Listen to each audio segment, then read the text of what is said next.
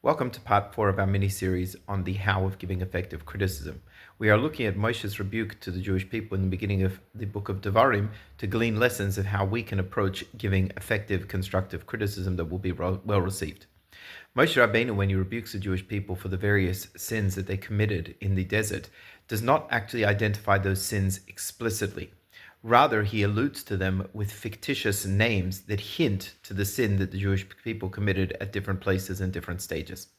Our sages tell us, and Rashi brings it in his commentary on the Torah, that he did so mipnei kvodan shel Yisrael in order to protect the dignity of the Jewish people. Yet later in the Parsha, we see Moshe Rabbeinu openly rebukes the Jewish people for various sins, including the sin of the spies. So why in the beginning of the Parsha does he do so in allusion form, but later does so in an open way? There's an advantage of giving criticism in an alluded way. Number one, it allows the other person to save face without having their flaws and faults highlighted clearly.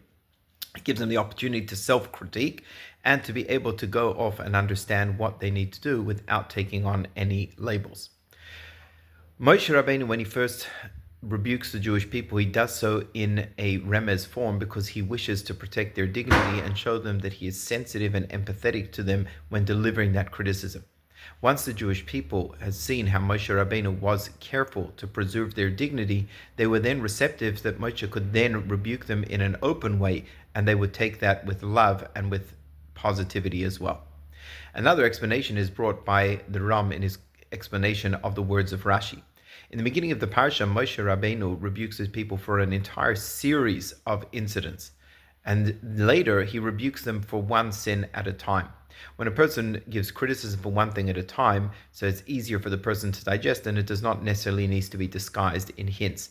But when a person delivers an entire list of criticisms, a symptom that we call kitchen sinking, where one criticism leads to the next and the next and the next, and we throw everything at the other person, including the proverbial kitchen sink, in that situation we have to be even more careful of protecting the dignity of the other person from a barrage of assaults.